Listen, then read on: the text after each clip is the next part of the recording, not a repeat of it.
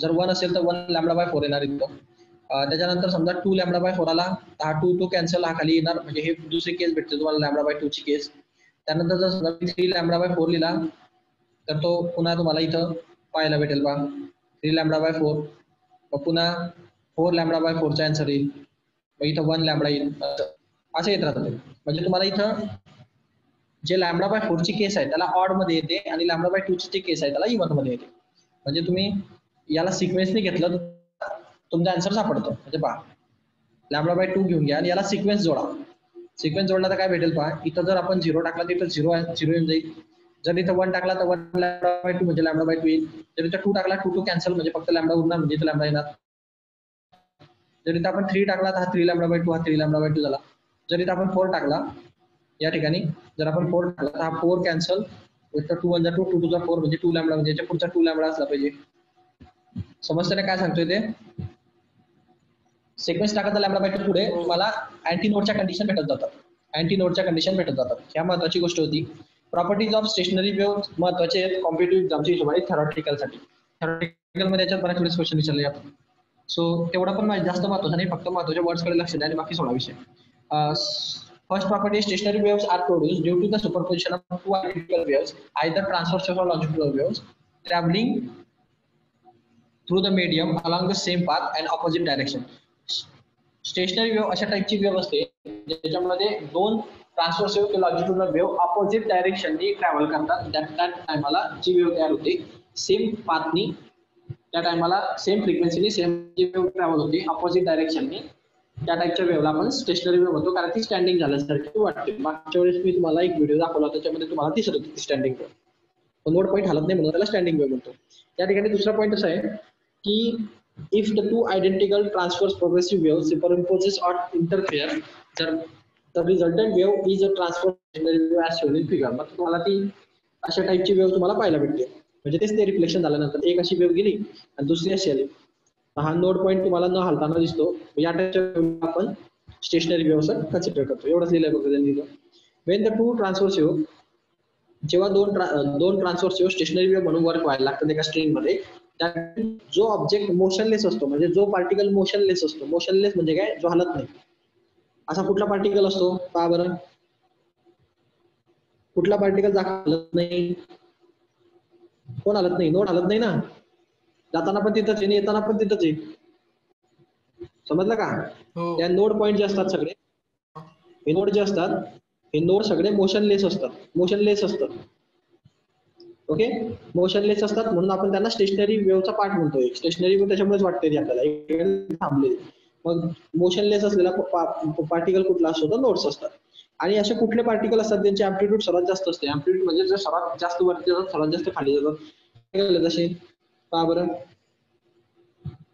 Antinode आहेत ना, हे सर्वात हायेस्ट कोण जातो? हे सर्वात हायेस्ट कोण जातं? अँटीनोड जातात. सो अँटीनोड ही मॅक्झिमम ग्रेटेस्ट अँप्लिट्यूड परफॉर्म करणारी जे पार्टिकल असतात त्यांना आपण अँटीनोड म्हणतो. पुढे पहा, नोड आणि अँटीनोड यांच्यामध्ये व्हायब्रेशनची जी व्हॅल्यू असते ती किती असते? जर एक वेव्ह पास होत असेल स्टेशनरी वेव्हची जर एक वेव्ह पास होते, समजा याची वेव्ह स्टेशनरी वेव्ह पास झाली, त्याच्यामध्ये एकतर व्हॅल्यू 0 असणार म्हणजे इथं, आणि एकतर व्हॅल्यू मॅक्झिमम इथं असणार. म्हणजे हे सर्वात जास्त अँप्लिट्यूड ए असते आणि इथं सर्वात जास्त 0 असते. म्हणजे 0 ते ए या डिस्टन्स मध्ये ती पूर्ण वेव्ह ट्रॅव्हल करते. समजलं? मॅक्झिमम अँप्लिट्यूड ए, मिनिमम अँप्लिट्यूड 0. सो अँप्लिट्यूडचं जे व्हायब्रेशन असतं ते 0 to a च्या मध्ये असतं. हे सर्व प्रॉपर्टीज ऑलरेडी तुम्हाला शिकवून झालेले आहेत, त्याच्यामुळे आपण जास्त याच्यावर डिस्कस करणार नाही. हे पण झालंय, अँप्लिट्यूड नोडच्या ठिकाणी 0 असते, अँटीनोडच्या ठिकाणी अँप्लिट्यूड मॅक्झिमम असते, ते 0 आणि याच्यामध्ये लाई करते. मागच्या वेळेस तुम्हाला मी हे पण सांगितलं होतं की डिस्टन्स बिटवीन सक्सेसिव्ह म्हणजे कॉन्सिक्युटिव्ह म्हणा किंवा सक्सेसिव्ह म्हणा, हा शब्द महत्वाचा आहे. दोन नोडच्या मधील डिस्टन्स, दोन सक्सेसिव्ह नोडच्या मधील किंवा दोन सक्सेसिव्ह अँटीनोडच्या मधील डिस्टन्स लॅम्बडा बाय 2 असतं. मागच्या वेळेस मी सांगितलं होतं तुम्हाला. कसं लॅम्बडा बाय 2 असतं हे पुन्हा एकदा सांगतो.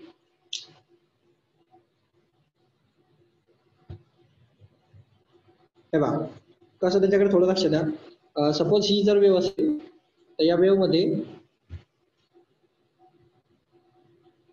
ही एक स्टेशनरी वेव्ह आहे.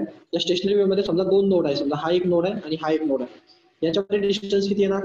मी तुम्हाला सांगितलं होतं ही पूर्ण जे हाफ सायकल असतं एवढं हे हाफ लॅम्बडा बाय 4चं असतं, बरोबर. पुन्हा हे लॅम्बडा बाय 4 येणार, म्हणजे दोन मिळून 2 लॅम्बडा बाय 4 झाले, आणि 2 लॅम्बडा बाय 4 म्हणजे मी याला देणार 2 लॅम्बडा बाय 4 दोघांची प्लस केली तर या नोड आणि या नोडच्या मधलं. पण 2 लॅम्बडा बाय 2 वन 2 2 टू 4 म्हणजे तुम्हाला आन्सर किती भेटेल? हे डाऊट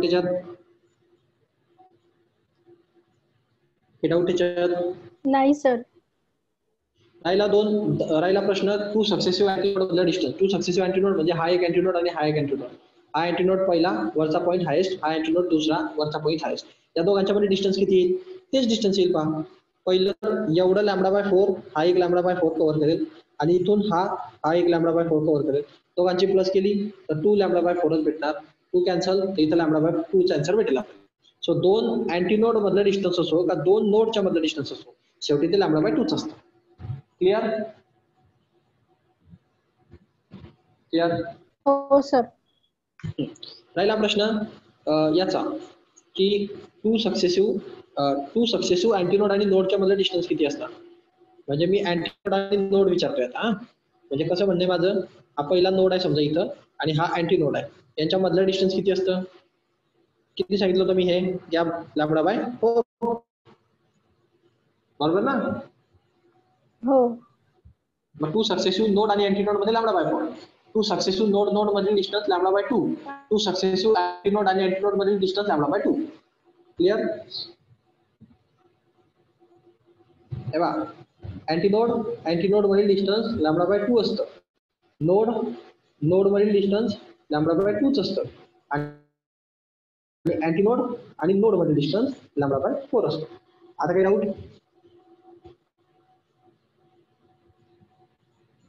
काही डाऊट? नाही. इम्पॉर्टंट आहे कॉम्पिटेटिव्हच्या हिशोबाने. कॉम्पिटेटिव्ह बऱ्याच वेळेस क्वेश्चन विचारला जातो याच्यावर, थेरॉटिकल नॉलेज येते. पुढे पहा. आता आपण याला पिरियडिक मोशन म्हणणार कारण ते एका पर्टिक्युलर टाइम पिरियड मध्ये रिपीट होते. व्हायब्रेशन मोशन आहे, सेम फ्रिक्वेन्सीचे मोशन आहे म्हणून त्याला आपल्याला स्टेशनरी वेव्हला.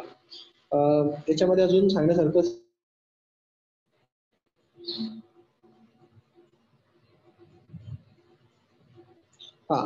स्टेशनरी वेव्हची व्हेलॉसिटी कशी असते? 0 असते. का?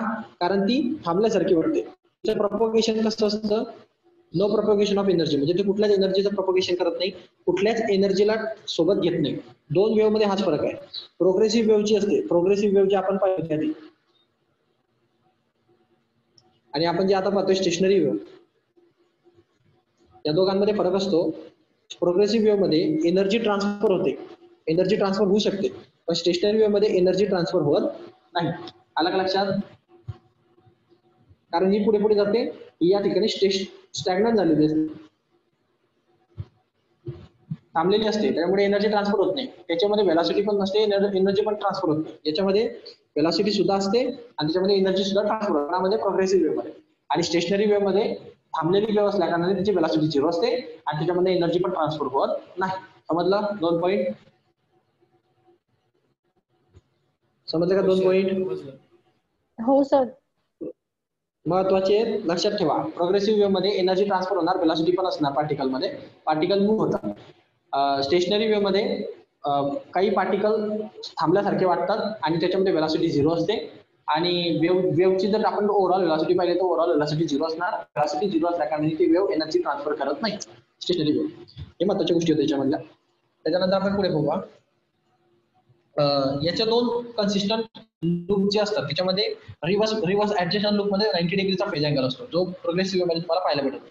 तर ठीक आहे, समजा आपण त्याला म्हणू शकतो काहीतरी. प्रोग्रेसिव्ह मध्ये कसं आहे, फेज चेंज होऊ शकतो किंवा नाही पण होऊ शकतो. म्हणजे फेज एका सोबत असू शकतो किंवा न सोबत शकतो, एक साथ ओव्हरलॅप होऊ शकतात, एका सारख्याच व्यवस्था, अशा टाईपच्या व्यवस्था प्रोग्रेसिव्ह मध्ये. पण इथं तसं नाहीये. इथं 100% स्टेशनरी वेव्ह तयार होण्यासाठी आउट ऑफ फेज असणं गरजेचं आहे. म्हणजे प्रोग्रेसिव्ह वेव्ह जेव्हा हाय फ्रिक्वेन्सी द्यायची, कशी द्यायची तुम्ही आठवा. प्रोग्रेसिव्ह वेव्हला, प्रोग्रेसिव्ह वेव्हचं मी तुम्हाला सांगायचो, जर तुम्हाला ऍम्प्लिफायर तयार करायचं आहे तर तुम्हाला काय तयार करावं लागेल? तुम्हाला एक वेव्ह अशी चालली सपोज, ओके, तर दुसरी वेव्ह पण याच्यावर एक्झॅक्ट ओव्हरलॅप करावी लागेल, तेव्हा तुम्हाला काय भेटेल? याची अँप्लिट्यूड डबल होताना दिसेल. आठवलं प्रोग्रेसिव्ह वेव्ह मध्ये? हो सर. तर याच्यामध्ये फेज जो असतो, फेज परफेक्ट प्रोग्रेसिव्ह वेव्ह बनण्यासाठी फेज इन फेज असला पाहिजे. इन फेज म्हणजे काय? एकाच फेज मध्ये असले पाहिजे. दोघांचा स्टार्टिंग पॉईंट एकच असला पाहिजे. स्टार्टिंग पॉईंट एक असला पाहिजे, त्यांची अँप्लिट्यूड एक असली पाहिजे, त्यांची फ्रिक्वेन्सी एक असली पाहिजे. त्या टायमाला परफेक्ट प्रोग्रेसिव्ह वेव्ह वर्क करते, अँप्लिफायर म्हणून काम करते. पण या स्टेशनरी वेव्ह मध्ये अशी गोष्ट नाही. स्टेशनरी वेव्ह मध्ये जे पहिली वेव्ह आहे त्या पहिल्या वेव्हच्या एक्झॅक्ट ऑपोजिट वेव्ह दुसरी असते. म्हणजे इथून रिफ्लेक्ट होऊन एक्झॅक्ट 90 डिग्री मध्ये रिव्हर्स झाली. म्हणजे जर का ही वेव्ह आणि ही वेव्हचा आपण विचार केला तर हे एक्झॅक्ट 180 डिग्रीने ऑपोजिट फेज मध्ये, म्हणजे वरचा जर क्रिस्ट आहे तर एक्झॅक्ट 180 डिग्री फिरतो ना. 180 डिग्री फिरल्यानंतर हा खालचा येतो. आता याच्याकडे हा खालचा आलाय. म्हणजे ह्यांच्यामध्ये फेज डिफरन्स किती आहे? किती डिफरन्स आहे? 180 डिग्री. पूर्ण एक सायकलचा डिफरन्स आहे. समजलं? हाफ सायकलचा. क्लिअर?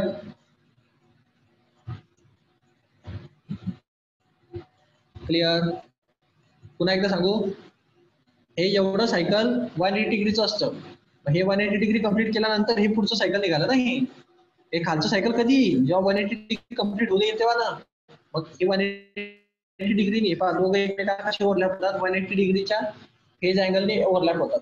म्हणजे याच्यामध्ये वरचं आहे याच्यात खालचं आहे असं मिळून ते 180 डिग्रीचा आउट ऑफ फेज मध्ये एकमेकावरती सुपरपोज होत आहे. समजलं? म्हणून याच्यामध्ये phase difference reverse phase difference असतो. 180 डिग्रीचा फेज डिफरन्स असतो. समजलं? हो sir. Progressive wave in phase असते. जसे की आता याच्यामध्ये तुम्हाला बरेच इन्स्ट्रुमेंट मध्ये तुम्हाला स्टेशनरी वेव्ह पाहायला भेटते. जे म्युझिकल इन्स्ट्रुमेंट आहे, व्हायोलिन, तानपुरा, हे जे इन्स्ट्रुमेंट आहे त्यांच्यामध्ये तुम्हाला कोणची वेव्ह पाहायला भेटते? स्टेशनरी वेव्ह किंवा स्टँडिंग वेव्ह. व्हायोलिन, तानपुरा यांच्यामध्ये स्टेशनरी वेव्ह, स्टँडिंग वेव्ह तयार होतात. त्यांचे लूप्स तयार होतात. असे तुम्ही छेडल्यानंतर लूप्स तयार होतात. ते लूप्स म्हणजे स्टेशनरी वेव्ह किंवा स्टँडिंग वेव्ह असते. त्यांचा आवाज जरा वेगळा निघतो बाकीच्यांपेक्षा. ओके. आता याच्यामध्ये काही न्यूमेरिकल्स असतात, हे फ्रिक्वेन्सी वगैरे वरून काढलेले, त्या पण नंतर बघू. पहिले थेरॉटिकल पार्ट मी कव्हर करून घेतो, सगळा theoretical part. Comparison of progressive wave and stationary wave हा क्वेश्चन 2 मार्क्स साठी तुम्हाला बोर्डला विचारला जातो. जास्त महत्वाचा नाहीये, पण तरी पण 2 मार्क्स साठी याची प्रॅक्टिस करा. 2 मार्क्स साठी काही पॉईंट तुम्हाला माहिती असणं गरजेचं असतं. त्यानंतर तुम्हाला ते मागे जे मी सांगितलं कॅरेक्टरिस्टिक्स ऑफ स्टेशनरी वेव्ह, त्या पण एक महत्वाचे आहे. कॅरेक्टरिस्टिक्स ऑफ स्टेशनरी वेव्ह ज्या आपण आता पाहिल्या, 2 नोडच्या मध्ये किती डिस्टन्स असतो, 2 अँटीनोडच्या मध्ये किती डिस्टन्स असतं, स्टेशनरी वेव्ह म्हणजे नेमकी काय असते, स्टेशनरी वेव्ह मध्ये एनर्जी ट्रान्सफर होते का नाही, या सगळ्या कॅरेक्टरिस्टिक्स. या कॅरेक्टरिस्टिक्सचा अभ्यास तुम्ही करा. त्याला 3 or 2 मार्क्स साठी तुम्हाला थेरॉटिकल क्वेश्चन आला तर होईल. किंवा या comparison of progressive wave and stationary wave, what is the difference between progressive wave and stationary wave, यांच्यामधला डिफरन्शिएट करा, असा क्वेश्चन तुम्हाला 2 मार्क्स साठी थेरॉटिकल मध्ये येऊ शकतो. सो याच्यासाठी तुम्हाला 2 मार्क्सच्या वेटेजसाठी किंवा 3 मार्क्सच्या वेटेजसाठी तुम्ही याच्याकडे पाहिलं पाहिजे. त्याच्यामध्ये टोटल 6 पॉईंट आहेत. त्या 6 पॉईंट पैकी प्रत्येक पॉईंट तुम्ही लक्षात ठेवा. डिफरन्शिएट करून द्या याला. प्रोग्रेसिव्ह वेव्ह मध्ये असं असतं, स्टेशनरी वेव्ह मध्ये असं असतं, असं. सो द प्रोग्रेसिव्ह वेव्हचा अभ्यास करू का. प्रोग्रेसिव्ह वेव्ह मध्ये मला असं पाहायला भेटेल, disturbances travel from the one region to another region, definite velocity. एका डिफाईन वेलॉसिटीनी आपण डिस्टर्बन्सेस तुम्हाला पाहायला भेटतात. म्हणजे त्याच्यामध्ये एक पर्टिक्युलर वेलॉसिटी असते, वेव्ह पुढे जात असते. पण हेच गोष्ट तुम्हाला स्टेशनरी वेव्ह मध्ये पाहायला भेटत नाही. स्टेशनरी वेव्ह मध्ये disturbances remain in the region where it is produce. Stationary wave मध्ये डिस्टर्बन्सेस फक्त त्याच रिजन मध्ये राहतात ज्या ठिकाणी ते प्रोड्यूस झालेले असतात. ते पुढे मागे जात नाही. म्हणजे याचा अर्थ त्याच्यामध्ये वेलॉसिटी 0 असते. समजलं? म्हणून आपण त्याला स्टेशनरी वेव्ह म्हणतो. काही डाऊट? नाही सर. प्रोग्रेसिव्ह वेव्ह पुढे जाणार, एका रिजन मधून दुसऱ्या रिजन मध्ये डिस्टर्बन्सेस जाणार, म्हणजे वेव्ह पुढे जाणार, त्याला वेलॉसिटी म्हणून ते पुढे जाते. स्टेशनरी वेव्ह मध्ये डिस्टर्बन्सेस जिथून प्रोड्यूस झाले त्याच ठिकाणी राहतात. मग त्यामुळे त्यांच्यामध्ये वेलॉसिटी कशी असते? 0 असते. कारण वेव्ह प्रोग्रेस करत नाही, वेव्ह त्या ठिकाणी तशी स्टॅग्नंट झाल्यासारखी वाटते. अशा टाईपच्या वेव्हला आपण स्टेशनरी वेव्ह म्हणतो. This is the fundamental difference between progressive wave and stationary wave. आवाज येतोय ना स्पष्ट का फास्ट होतोय स्पीड? आवाज नाही येतोय सर, येतोय आवाज क्लिअर. ठीक आहे. सो इकडे पहा, इन प्रोग्रेसिव्ह वेव्ह मध्ये काय, तर amplitude of all the particles are same, but in stationary wave amplitude of particle can be different. तुमच्या प्रोग्रेसिव्ह वेव्ह मध्ये अँप्लिट्यूड सर्व पार्टिकलची सारखीच राहते, पण स्टेशनरी वेव्ह मध्ये अँप्लिट्यूड डिफरंट होऊ शकते. ओके, एकाची अँप्लिट्यूड वेगळी, एकाची अँप्लिट्यूड वेगळी, अशा टाईपची पण स्टेशनरी वेव्ह तुम्हाला पाहायला भेटू शकते. ओके, प्रोग्रेसिव्ह वेव्ह मध्ये अँप्लिट्यूड इक्वल असणं गरजेचं आहे. सो हा बेसिक डिफरन्स आहे. समजतंय ना? इथे अँप्लिट्यूड सेम पाहिजे, इथे अँप्लिट्यूड डिफरंट असली तरी चालेल, एवढं लक्षात ठेवायचं असं. अँप्लिट्यूड प्रोग्रेसिव्ह मध्ये सेम, अँप्लिट्यूड स्टेशनरी वेव्ह मध्ये different, it can be different. त्यानंतर पुढचा पॉईंट पहा, stationery wave. All the particle process their mean position simultaneously, but the progressive wave it does not happen. Stationery wave मध्ये सर्वचे सर्व particle जे असतात, सर्व जे पार्टिकल असतात ते मीन पोझिशनला सायमल्टेनियसली क्रॉस करतात. म्हणजे एकाच टायमाला मीन पोझिशनला क्रॉस करतात, दोघंचे दोघं. म्हणजे पहा, जर ही जर वेव्ह असेल तर ही वेव्ह अशी जाते, तर याच टायमाला मीन पोझिशनला, म्हणजे हे पहा इथं दोन वेव्ह आहेत पहा, ही अशी जाते आणि एक अशी क्रॉस येते प्रतिकडनं. या मीन पोझिशनला ऍट ए टाइम दोघंचे दोघं क्रॉस करता येतात. ही रेड वेव्ह पण क्रॉस करते आणि ही ब्ल्यू वेव्ह पण क्रॉस करते. मग मीन पोझिशनला ऍट ए टाइम दोनही क्रॉस करतात. असं प्रोग्रेसिव्ह वेव्ह मध्ये होतं. एक वेव्ह अगोदर जाते तर एक वेव्ह नंतर जाते. समजलं? हो. समजलं का? हा. सो हा पॉईंट तुमचा हा 4 नंबरचा पॉईंट आहे की ज्या ठिकाणी सायमल्टेनियसली 3 नंबरचा पॉईंट आहे की सायमल्टेनियसली मीन पोझिशनला पार्टिकल क्रॉस करू शकतात इन स्टेशनरी वेव्ह, आणि this concept is not happen in progressive wave. So in progressive wave, fourth number point, what difference between progressive and stationary wave? That is, in progressive wave, all the particles are moving, while in a stationary wave, particles at the position at the node are always in the rest. ही महत्वाची condition आहे सर्वात, जे basic difference create करते यांच्यामध्ये. Progressive wave मध्ये कुठलाच particle rest मध्ये वाटत नाही, कारण वेव्ह कंटिन्युअसली प्रपोगेट होणार. या वेव्हला आपण प्रोग्रेसिव्ह वेव्ह म्हणतो. कुठलाच पार्टिकल रेस्ट मध्ये नाही आहे. हा नोड आता इथं होता तर इथं गेला, इथं होता तर इथं गेला, पण तसं इथं नाही होत. स्टेशनरी वेव्ह मध्ये काय होतं, तीच वेव्ह रिफ्लेक्ट होऊन वापस येते आणि तो पॉईंट तुम्हाला तिथल्या तिथंच वाटतो. म्हणजे हा पॉईंट तुम्हाला पुढे जाताना दिसतच नाही, तिथल्या तिथं. अशा टाईपचे जे नोड असतात हे त्या ठिकाणी स्टॅग्नंट झाल्यासारखे वाटतात, तिथल्या तिथं स्टॉप झाल्यासारखे वाटतात. हे स्टॉप झाल्यासारखे वाटतात, मग आपल्याला काय म्हणतो की हा पार्टिकल मूव्ह होत नाही. आपण याला म्हणणार in progressive wave particle are moving. Particle काय होतात, मूव्ह होतात. बट स्टेशनरी वेव्ह मध्ये असे काही पार्टिकल्स आहेत जसे की नोडच्या ठिकाणचे पार्टिकल जे कंटिन्युअसली रेस्ट पोझिशन मध्ये राहतात. समजलं? हो समजलं? हो सर. पुढे पहा, द एनर्जी इज, हा डिफरन्स मी सांगितला होता तुम्हाला. प्रोग्रेसिव्ह वेव्ह एनर्जीला ट्रान्समिट करते कारण त्याच्यामध्ये वेलॉसिटी आहे, आणि प्रोग्रेसिव्ह वेव्ह एनर्जीला ट्रान्समिट करते कारण त्याच्यामध्ये वेलॉसिटी आहे. But stationary wave no transfer करणार, म्हणजे एनर्जीला ट्रान्समिट करणार नाही कारण त्याच्यामध्ये वेलॉसिटी नाही, त्याच्यामध्ये पार्टिकल मूव्ह होत नाही, ते एका ठिकाणी स्टॅग्नंट झाल्यासारखे वाटतं. हा डिफरन्स आपला झालेला आहे. सो हे डिफरन्स लक्षात ठेवा 2 मार्क्ससाठी. त्यानंतरचा काय, आउट ऑफ फेज मी तुम्हाला आता सांगितलं की यांच्यामध्ये जो फेज अँगल असतो, म्हणजे the all particle between the two consecutive nodes are moving in the same direction are in the phase, while those in antinodes loops are moving in the opposite direction and differ by the 180 degree phase in stationary wave, but in progressive, okay, phases of the adjacent particles are different. आता हा point तुम्हाला महत्वाचा आहे, हा already सांगून झालेला आहे. याच्यामध्ये जे सर्वचे सर्व पार्टिकल्स असतात जे दोन कॉन्सिक्युटिव्ह नोडच्या मध्ये जेव्हा हा नोड आणि हा नोड, या दोन नोडच्या मध्ये ती वेव्ह अशी जात असते समजा, आणि ही दुसरी वेव्ह अशी येत असते. ही स्टेशनरी वेव्ह झाली, वरची फक्त प्रोग्रेसिव्ह वेव्ह होती. तर दोन नोडच्या मध्ये सेम डायरेक्शनला आणि सेम फेज मध्ये जात असतात, आणि इन द ऍडजस्टंट लूप म्हणजे दुसऱ्या लूप मध्ये, आणि while in the opposite direction and differ in the phase of 180 degree in stationary wave. त्याचं म्हणणं असं आहे की दोन नोडच्या मध्ये एक प्रोग्रेसिव्ह वेव्ह कंटिन्युअसली पुढे पुढे जात असते दुसऱ्या लूप मध्ये जाण्यासाठी. त्याच टायमाला एक्झॅक्ट त्याच दोन नोडच्या मध्ये एक अपोजिट डायरेक्शनची वेव्ह 180 डिग्रीनी आउट ऑफ फेज घेऊन रिव्हर्स येते.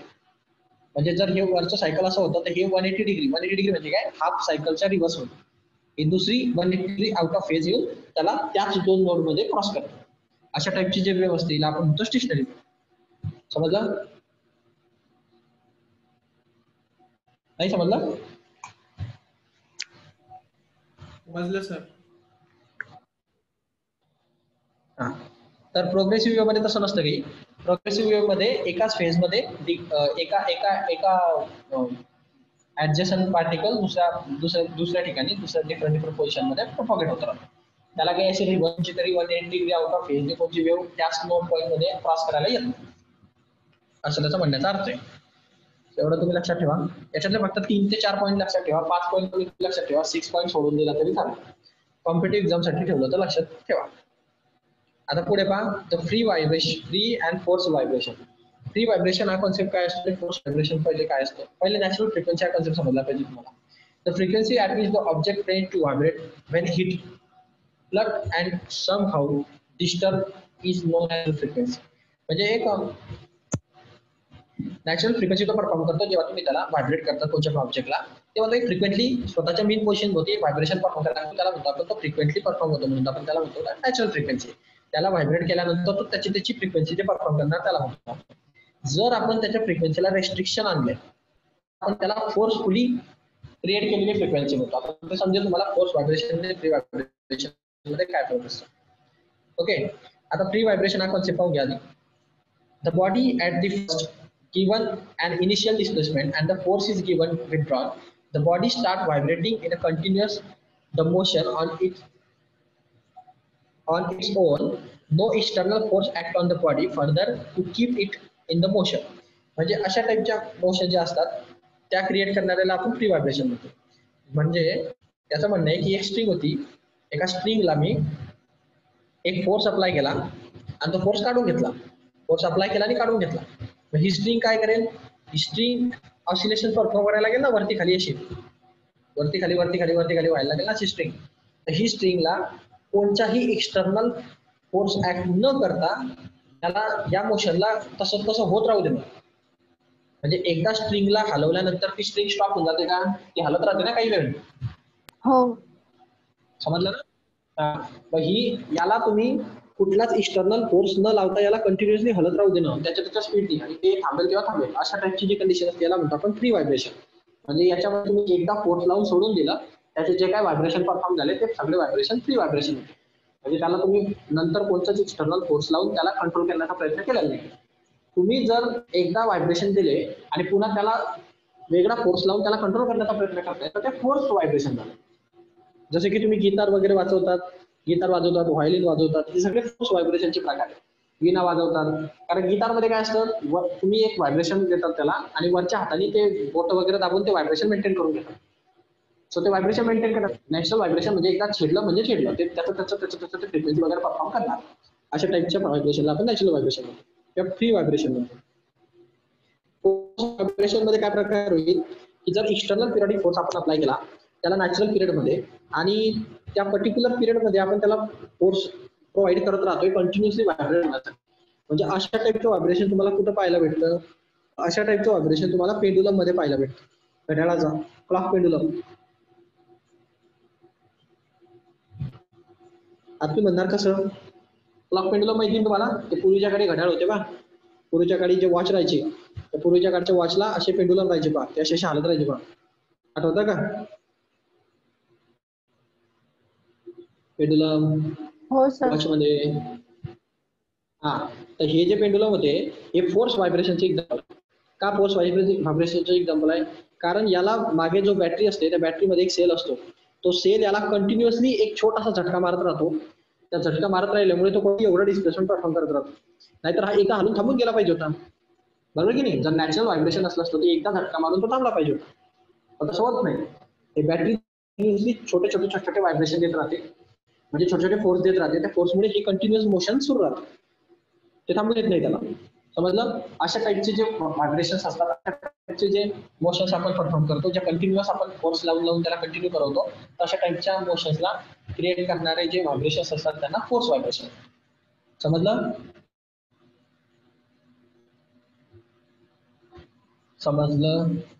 म्हणजे सर सेलनी जे व्हायब्रेशन्स दिलेले ते फोर्स व्हायब्रेशन्स का? कशाने? सेलनी त्या पेंड्युलमला. हा, सेलनी दिलेले फोर्स व्हायब्रेशन नाहीये, तो पेंडुलम जे परफॉर्म करतो ते फोर्स व्हायब्रेशन आहे. का, जर तो पेंडुलम असा नॉर्मली जर आपण हलवला असता तर तो हल्ला असता, म्हणजे तो गेला असता इथं, तो इथं आला असता, इथं आला असता, असा आला असता, पण असं करता करता त्याचे व्हायब्रेशन असे झाले असते पहा.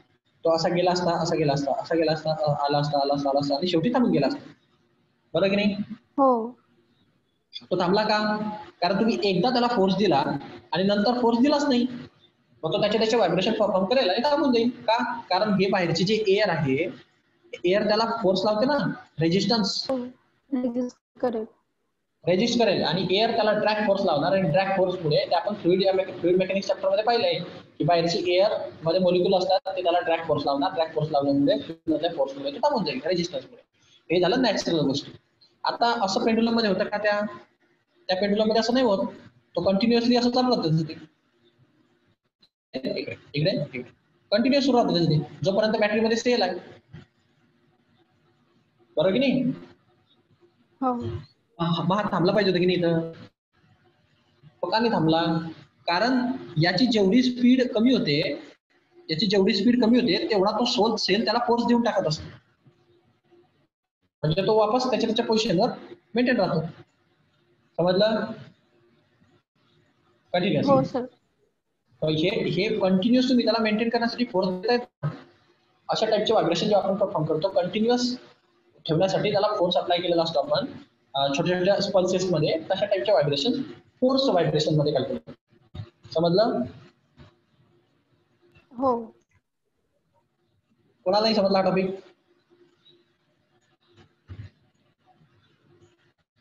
क्लिअर? ठीक आहे. आता इथून हा महत्वाचा टॉपिक आहे, इथून हे चॅप्टर महत्वाच्या मोडकडे जातो. Harmonic, overtone, content correction, open pipe, close pipe, सर्वात महत्वाचा टॉपिक या पूर्ण होल चॅप्टर मधला. इथून आता हे ओपन पाईप आणि क्लोज पाईप तुम्हाला कुठल्याही कॉम्पिटिटिव्ह एक्झाम मध्ये, ती कुठलीही असो, सीईटी असो, जेडब्ल्यू असो, नीट असो, काही, तुम्हाला या overtone, harmonic, open pipe, close pipe यावर तुम्हाला 100% क्वेश्चन पाहायला भेटतो. गॅरंटेड क्वेश्चन आहे, कठीण असतो, ते माहिती की आपल्याला याच्यावर प्रश्न पडतो, म्हणून या टॉपिकशी रिगार्डेड सगळ्या न्यूमेरिकलचा स्टडी करा. मग पूर्ण चॅप्टर मध्ये तुम्ही जास्त कोणाला महत्व नाही दिलं तरी चालेल, पण याला तर इम्पॉर्टन्स भेटलाच पाहिजे. ओके. सो हार्मोनिक म्हणजे काय आणि ओव्हरटोन म्हणजे काय? हे हार्मोनिक वरूनच हार्मोनियम नाव पडलंय. माहिती का तुम्हाला हार्मोनियम कशाला म्हणतात? हार्मोनियम पेटी नाही वाजवत नाही का ते? गायन वादन करतात ते, पेटी नाही वाजवत ते, हार्मोनियम. तर ते हार्मोनियम नाव याच्यावरूनच आलेलं आहे, ते हार्मोनिक क्रिएट करते म्हणून हार्मोनियम. समजलं? तर नावावरून लक्षात ठेवा. सो आता याच्यामध्ये हार्मोनिक म्हणजे काय आणि ओव्हरटोन काय. तर पहिली गोष्ट इथं महत्वाची अशी आहे की वेन द स्ट्रिंग असते, एक स्ट्रिंग असते जी एअर कॉलम वरती मी सेट केली आणि त्याच्यामधनं व्हायब्रेशन परफॉर्म केले. तर एका एअर कॉलम मध्ये जर मी स्ट्रिंगला व्हायब्रेट केली तर त्या एअर कॉलम मध्ये साऊंड प्रोड्यूस होतो, कारण ही वेव्ह त्याच्यातनं प्रपोगेट होते, बरोबर?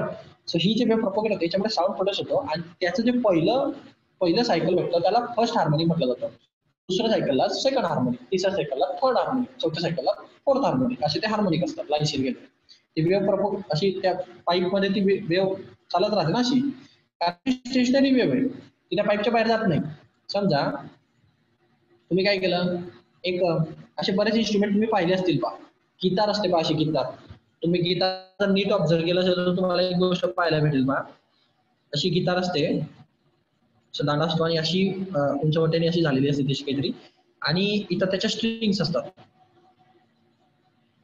ओके, या स्ट्रिंग कनेक्ट केलेल्या असतात, टाईट केलेल्या असतात, आणि तुम्ही जर याच्यात नीट ऑब्झर्व केलं तर हा गिटारचा आतला जो भाग असतो, म्हणजे अशी अशी पोकळ असते, ती पहा पोकळ असते ना अशी आतल्या बाजूनी, आहे की नाही? गिटार कधी अशी तुम्ही भरलेली गिटार पाहिली का, एकदम लाकूड असं परफेक्ट भरलेलं, पोकळ असते गिटार आतल्या बाजूने. आणि ही जी पोकळ असते ती का पोकळ असते त्याचं कारण समजून बघा.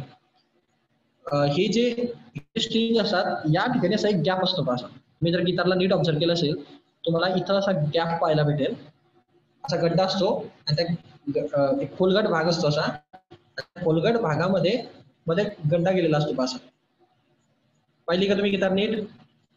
असा खोलगट भाग असतो इथं, म्हणजे ओपन स्पेस असतो, आणि हा खालचा स्पेस रिकामा झालेला असतो, तिथून असा मोकळा स्पेस असतो खाली. ओके, पाहिली गिटार? हो सर. हा मोकळा स्पेस का द्यावा लागला त्याला इथं? कारण हा जर मोकळा स्पेस त्यांनी भरून काढला, समजा यांनी इथं हा मोकळा स्पेस ठेवला नाही, याला काढून टाकलं तुम्ही, हा नाही ठेवला इथं, तर ही गिटार काही काम करत नाही गिटारची, कारण ते गिटार जो साऊंड प्रोड्यूस करते त्यानुसार स्ट्रिंग तर साऊंड प्रोड्यूस करू शकत नाही. त्याला तिथं एक स्टेशनरी वेव्ह परफॉर्म करायला लागेल आणि ती स्टेशनरी वेव्ह मध्ये परफॉर्म होण्यासाठी त्याला एक पाईप लागेल. तो पाईप कोण प्रोव्हाइड करतं गिटारला? हा खालचा पोकळ भाग प्रोव्हाइड करतो. हा खालचा पोकळ भाग हा पाईपासारखं काम करतो. समजलं? पाईप आहे हे स्ट्रिंग जेव्हा इथं छेडली जाते म्हणजे इथं जेव्हा फोर्स लावला जातो तेव्हा इथनं जे व्हायब्रेशन निघतात ते व्हायब्रेशन ह्या पोकळ भागामध्ये घुसतात खाली आणि इथं तो इफेक्ट तयार होतो जो तुम्हाला गिटार वगैरेचा भेटतो. समजलं का? समजलं का? हो सर. समजलं. हा जो विषय आहे हा विषय स्टेशनरी वेव्ह पासून प्रोड्यूस झालेले असते. गिटार बिटार ते तानपुरा वगैरे अशा बऱ्याच गोष्टी स्टेशनरी वेव्ह पासून प्रोड्यूस तसेच काम करतात. आता त्याच्यामध्ये तुम्हाला हार्मोनिक वगैरे हा कन्सेप्ट पाहायला भेटेल. तर फंडामेंटल हार्मोनिक एक वापरला जातो. फंडामेंटल फ्रिक्वेन्सी, फर्स्ट ओव्हरटोन, सेकंड ओव्हरटोन, त्या गोष्टी सांगतो मी तुम्हाला. त्याच्यासाठी आपण एक व्हिडिओ पाहू. किती मिनिट बाकी आहेत का बरं? 3 मिनिट बाकी, 6 मिनिट बाकी का? ठीक आहे, मी तो व्हिडिओ पुढच्या आपण जेव्हा पुन्हा कनेक्ट करू तेव्हा दाखवू. इन कनेक्ट याच्यामध्ये पहा तुम्हाला हार्मोनिक वगैरे म्हणजे मी काय सांगण्याचा प्रयत्न करतोय ते पहिले पाहूया. तर माझा म्हणण्याचा अर्थ आहे की हे फर्स्ट नोट जो असतो तो फर्स्ट हार्मोनिक म्हणून कन्सिडर केला जातो. ओके,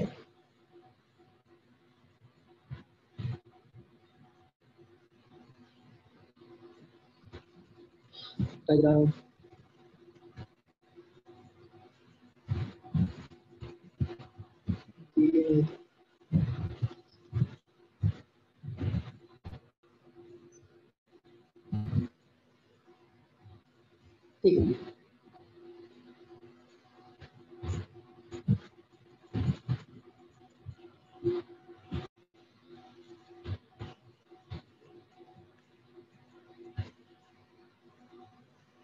या ठिकाणी तुम्हाला हार्मोनिक हा शब्द ऐकायला भेटेल का? याला जनरली समजलं जातं जो फर्स्ट जी तुमची फ्रिक्वेन्सी असते फंडामेंटल फ्रिक्वेन्सी असते. ओके, जी फंडामेंटल फ्रिक्वेन्सी असते तिला म्हटलं जातं first frequency higher than the म्हणजे फंडामेंटल फ्रिक्वेन्सी असते त्याला म्हणतात हार्मोनिक. समजलं काय? Fundamental frequency. आता फंडामेंटल फ्रिक्वेन्सी म्हणजे काय? एकदम सुरुवातीला जी फ्रिक्वेन्सी जनरेट झालेली असते त्याला फंडामेंटल मोड म्हणतात किंवा फंडामेंटल टोन म्हणतात किंवा फंडामेंटल फ्रिक्वेन्सी म्हणतात. त्याला हार्मोनिक म्हटलं जातं. फर्स्ट हार्मोनिक त्यांच्या भाषेमध्ये म्हणजे संगीताच्या भाषेमध्ये. आणि त्याच्यानंतर मग सेकंड हार्मोनिक, थर्ड हार्मोनिक, मग फ्रिक्वेन्सीनुसार ते वाढतं. जशी फ्रिक्वेन्सी वाढत जाते तसं ते वाढत जातं. ओके, याच्यामध्ये हार्मोनिक आणि ओव्हरटोन याच्यामधला जो बेसिक फरक आहे तो सांगतो. एक समजा एक स्ट्रिंग आहे, एक स्ट्रिंगनी पहिली फ्रिक्वेन्सी तयार केली, फर्स्ट फ्रिक्वेन्सी, त्याला आपण म्हणणार first harmonic. Okay, first frequency. आता फ्रिक्वेन्सी म्हणजे काय? एक सायकल कंप्लीट होणं, एक सायकल कंप्लीट होणं आपण त्याला फर्स्ट फ्रिक्वेन्सी म्हणतो. म्हणजे पहिलं फंडामेंटल सायकल, त्याच्यानंतर दुसरं सायकल, त्यानंतर तिसरं सायकल, अशी सायकल बसतात. मग जी फंडामेंटल फ्रिक्वेन्सी असते जसं की आता ही वेव्ह आहे तर यांची ही फर्स्ट वेव्ह आहे समजा, ही एवढी एवढी इथपर्यंत हे फर्स्ट सायकल कंप्लीट झालं त्याचं, हे इथपर्यंत एवढं. ओके, दिसते का? वरतून आणि खालतून दोघं मिळून एक फर्स्ट सायकल कंप्लीट झालं नाही कंप्लीट. तर हे फर्स्ट सायकलला आपण या पहिल्या सायकलच्या पहिल्या फ्रिक्वेन्सी म्हणजे याची फ्रिक्वेन्सी 1 असते याला आपण फर्स्ट हार्मोनिक म्हणतो. समजलं? हे फर्स्ट सायकलला फर्स्ट हार्मोनिक. म्हणजे सेकंड सायकलला काय म्हणणार आपण? Second harmonic. समजलं? समजलं का? हे थर्ड सायकलला थर्ड हार्मोनिक त्यांच्या भाषेमध्ये असतं ते फ्रिक्वेन्सी असते. फर्स्ट फ्रिक्वेन्सी फंडामेंटल फ्रिक्वेन्सी, मग सेकंड फ्रिक्वेन्सी, थर्ड फ्रिक्वेन्सी चालले ते फ्रिक्वेन्सी वाढत, कारण तेवढे सायकल रिपीट होत आहेत ना कंटिन्युअसली. मग ते सायकल तेवढे रिपीट होतात तेवढी फ्रिक्वेन्सी वाढत जाते.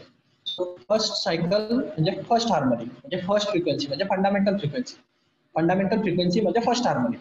मग सेकंड फंडामेंटल फ्रिक्वेन्सीच्या पुढची फ्रिक्वेन्सी म्हणजे त्याला म्हटलं जातं फर्स्ट फ्रिक्वेन्सी. याला फर्स्ट फ्रिक्वेन्सी म्हटलं जातं. आणि ही फंडामेंटल फ्रिक्वेन्सी आहे. दोघांमध्ये फरक आहे. फर्स्ट फ्रिक्वेन्सी म्हणजे पहिली फ्रिक्वेन्सी नसते, ते फंडामेंटल असते पहिली. फंडामेंटलला फर्स्ट हार्मोनिक म्हणतो. आणि जी फर्स्ट फ्रिक्वेन्सी असते हे जरा थोडंसं किचकट आहे. हे पाहिजे वेव्ह आहे की नाही अशी, तर हिची हे जे पहिली जे फर्स्ट आहे हिला फंडामेंटल फ्रिक्वेन्सी म्हणतात.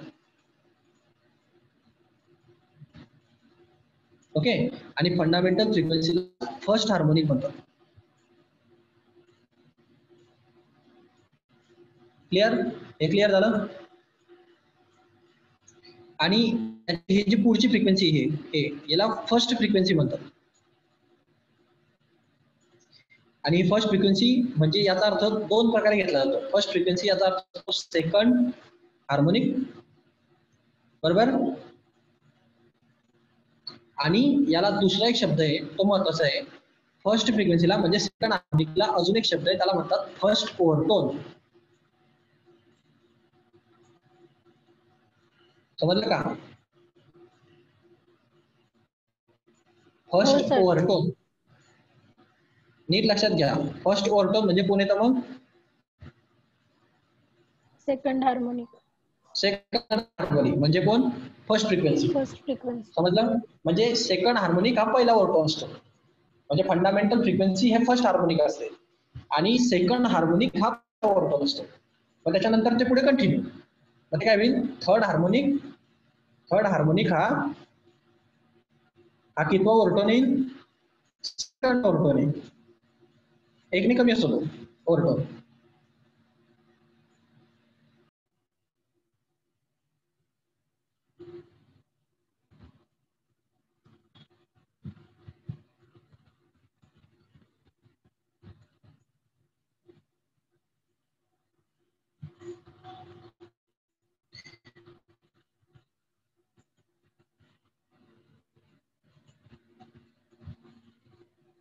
एक लक्ष द्या पहा. आता तुम्हाला इथं फर्स्ट हार्मोनिक, सेकंड हार्मोनिक वगैरे या सगळ्या गोष्टी पाहायला भेटतील. आता हे जो फिगर आहे ते पहा. आता हा जो आहे फर्स्ट, हे तुम्हाला हे कॉम्प्रेशन आणि रिफ्लेक्शनचे मी तुम्हाला सांगितलं होतं पहा. एक जाताना क्रिस्ट आणि ट्रफ येते. आता इथं स्टेशनरी वेव्ह तयार करणार आहे पहा. हा फर्स्ट फक्त प्रॅक्टिस करतोय सध्याला. हे वेव्ह अशा जात असतात. आता ही प्रोग्रेसिव्ह वेव्ह आहे. हे प्रोग्रेसिव्ह वेव्हचा प्रकार होता. आता मी तुम्हाला स्टेशनरी वेव्ह दाखवतो. हा फर्स्ट लूप आहे, दिसतोय का? हा फर्स्ट लूप आहे, एकच लूप दिसतोय तयार झालेला. हे पहा, एकच लूप तयार झालाय ना, बरोबर ना? पूर्ण याच्यामध्ये फंडामेंटल फ्रिक्वेन्सी म्हणजे first frequency, fundamental frequency. Fundamental फ्रिक्वेन्सीला फर्स्ट हार्मोनिक म्हटलं जातं. म्हणजे असा जर लूप असेल तर तो फर्स्ट हार्मोनिक तयार करतो. समजलं? त्याच्यामध्ये इथं नोड असतो, इथं अँटी नोड असतो मध्यभागी एक, आणि हा अँटी नोड असतो इथे. गेट आउट त्याच्यात फर्स्ट हार्मोनिक. समजला? हो. हा. आता पुढे पहा, तुम्हाला सेकंड हार्मोनिक पण पाहिजे. आता हा सेकंड हार्मोनिकची वेव्ह तयार आहे, ही फर्स्ट हार्मोनिकची वेव्ह आहे. नुसता एक लूप तयार झालाय फक्त पहा. आता सेकंड हार्मोनिकची वेव्ह तयार होईल. दिसेल का तुम्हाला? हे बघा, दिसतंय का? सेकंड दोन लूप भेटतंय का तुम्हाला? दिसतंय दोन लूप?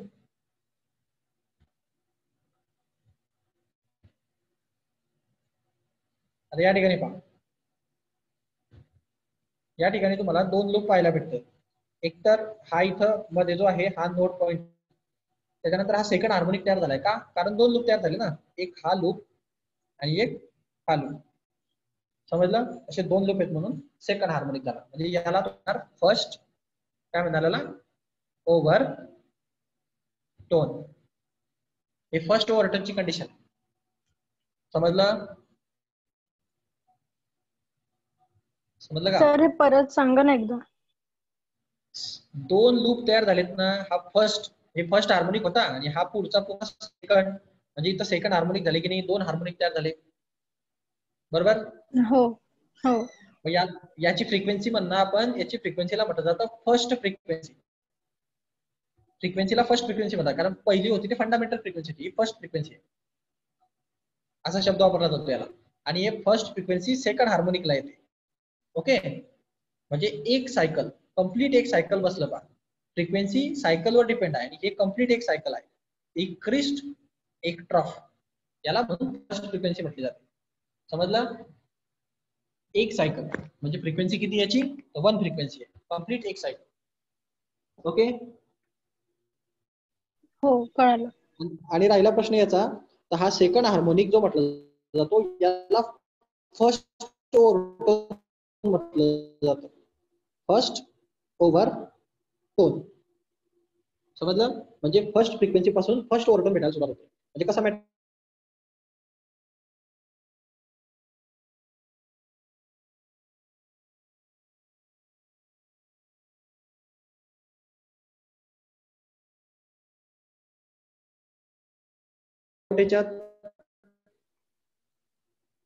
नसेल. पुढे पहा, तुम्हाला हार्मोनिक वाढताना भेटतील पहा. हे सेकंड हार्मोनिकची कंडिशन अशी दिसते पहा. आता तो थर्ड हार्मोनिक तयार झाला. थर्ड हार्मोनिक मध्ये पहा तुम्हाला 3 लूप तयार झालेले दिसतील. दिसत आहेत 3 लूप. थर्ड हार्मोनिक मध्ये 3 लूप तयार झाले. 3 लूप मध्ये node antinode node antinode node antinode node अशी केस तयार होईल. दिसते. थर्ड हार्मोनिकला आपण कितवा ओव्हरटोन म्हणतो? सेकंड ओव्हरटोन म्हणतो. हा सेकंड ओव्हरटोन आहे. हा फिफ्थ हार्मोनिक आहे. 5 लूप तयार झाले पहा. फिफ्थ हार्मोनिक म्हणजे फोर्थ ओव्हरटोन. एकने कमी करायचा, हार्मोनिक पेक्षा ओव्हरटोन एकने कमी असतो. सिक्स्थ हार्मोनिक आहे पहा. 6 आठवलं तुम्हाला स्टेशनरी वेव्ह. 6 लूप तयार झालेत पहा. 6 लूप तयार झाले. म्हणजे हा म्हणजे फिफ्थ ओव्हरटोन आहे. ओके, अशी ते वेव्ह वाढत राहते. सेवंथ हार्मोनिक म्हणजे 7 लूप तयार झाले. 8 लूप 9 लूप जेवढे जेवढे लूप वाढतात तेवढी स्पीड फास्ट झाल्यासारखी वाटते. एका ठिकाणी स्टॅग्नंट झाल्यासारखी वाटते. 8th हार्मोनिक आहे पहा. 8 लूप तयार झाले है ना. असे 9 10 हे बरेच हार्मोनिक तुम्हाला पाहायला भेटतात. समजलं. हार्मोनिक हा प्रकार समजला का? हो सर.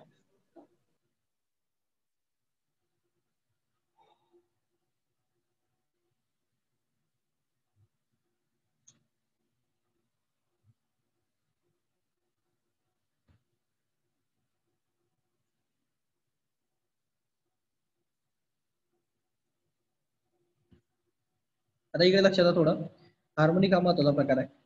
याच्यामध्ये 2 कंडिशन असतात. एक एंड करेक्शन फॅक्टर आहे, तो नंतर सांगतो मी थोडा.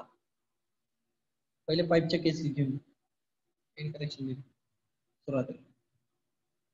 ठीक आहे, सुरुवातीला सांगतो, जाऊ दे. एंड करेक्शन म्हणजे काय पहिले पाहूया.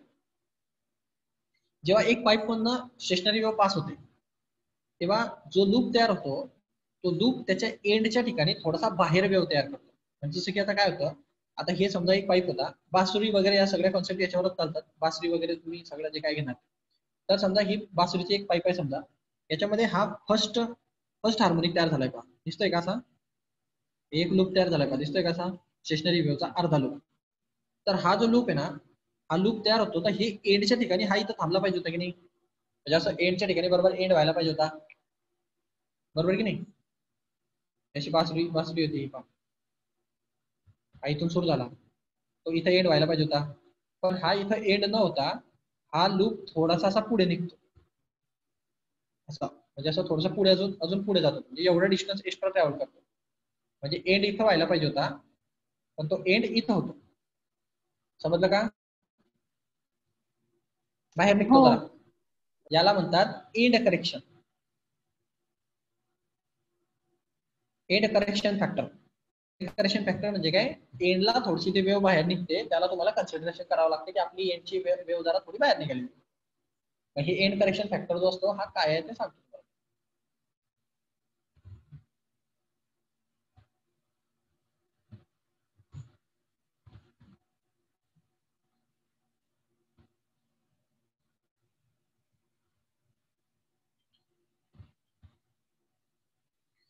हे बघा, जो एंड करेक्शनचा जो फॅक्टर आहे म्हणजे हा एवढा ई, त्याला ई म्हटलं जातं. ई म्हटलं जातं. ओके, हा ईचा जो कॅल्क्युलेशन आहे ते रेनॉल्डने काढलेलं आहे. रेनॉल्डने काय काढलंय, तर ही जी पाईप होता याची जेवढी डायमीटर होती, डायमीटर त्या डायमीटरच्या 30% असतं ते, म्हणजे 0.3% ऑफ डायमीटर. डायमीटरच्या डायमीटरला 0.3 ने मल्टिप्लाय केलं की तुम्हाला तो एंड करेक्शन. समजलं? हो सर. समजलं का? एवढंच लक्षात ठेवा बस, बाकी काही नका लक्षात ठेवा. राहिला प्रश्न आता एंड करेक्शन ओपन पाईप मध्ये आणि क्लोज पाईप मध्ये, ते महत्वाचं आहे ना. ओपन पाईप की क्लोज पाईप. आता हा जो कंडिशन होती क्लोज पाईपची कंडिशन होती. क्लोज पाईपच्या कंडिशन मध्ये किती भारी गोष्ट आहे, एक साइड क्लोज आहे म्हणजे या साइडने ओपन असण्याचा काही प्रश्न सुटत नाही. या असा तो पाईप होता, एक साइडने बंद पाईप होता, म्हणजे जी वेव्ह जाते ती वेव्ह कशी पास होते पहा, ही वेव्ह एका साईडने अशी पास होते, एका साईडला तिथं ओपनिंग एंड आहे, ओपन फक्त वन साइडेड आहे, मग एंड करेक्शन पण एका साईडला येतो एवढ्या भागामध्ये इथेही. म्हणजे सुरुवातीला याची लेंथ समजा ही एवढी पाईप लेंथ समजा एल असेल, तर त्याच्यामध्ये हा ई ऍड करावा लागेल, तेव्हा आपल्याला टोटल ऍक्च्युअल लेंथ भेटेल एंड करेक्शन पकडून. समजलं? हो सर. समजलं का?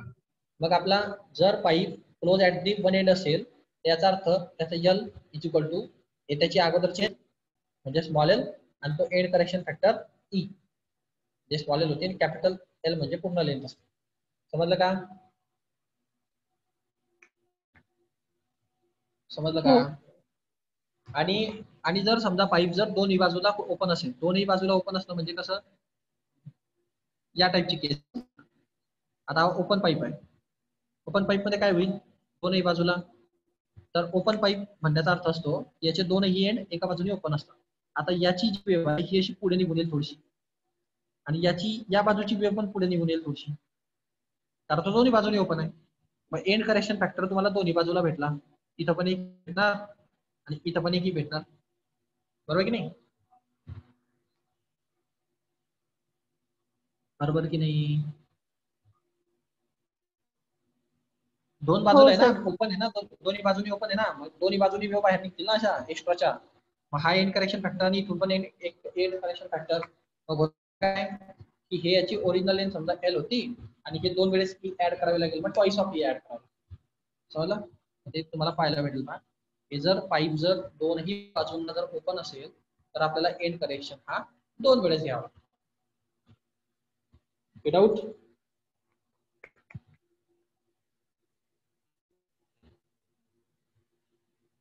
समजलं? समजलं का? हो. आता पुढे पहा, vibration of air column in close pipe.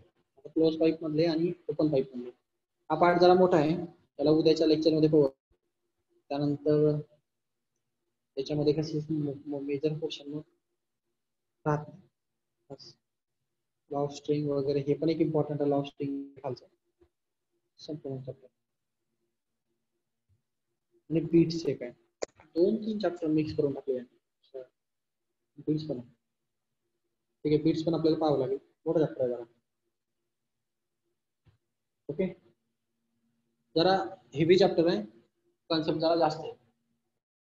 हे वेव्ह थिअरी ऑफ लाईट पाहिलंय का आपण ना चॅप्टर याच्या आधी? वेव्ह ऑप्टिक शिकवलंय तुम्हाला वाटते मी. Wave theory of light, Huygens theory, Huygens principle, हे वेव्ह फ्रंट शिकवलंय का तुम्हाला? शिकवलंय का याचं? नाही सर. नाही, दुसरं कोणाला? ठीक आहे, आज थांबू आपण इथं, जास्त होऊन जाईल. तर एवढ्यापर्यंत तुम्ही नोट्स काढा, जेवढं सांगतो तेवढाच अभ्यास करा, जास्त करायची गरज नाही. महत्वाचे पोर्शन घेत राहतो आपण, डीप मध्ये घेतो त्याच्यामुळे वेळ लागतो, तुम्ही मध्येच अभ्यास करावा लागेल. करेल, ठीक आहे. आता या नेक्स्ट टॉपिक पासून आपण पुढे थांबू, एंड करेक्शन आणि हे फोर्स व्हायब्रेशन वगैरे या टॉपिक, आणि हे कॉम्प्रेशन वगैरे पाहून घ्या तुम्ही, कॅरेक्टरिस्टिक्स, कॉम्पॅरिझन या गोष्टींकडे लक्ष द्या, नोट्स काढून घ्या, प्रिपेअर करू. थांबू मग आपण. ओके.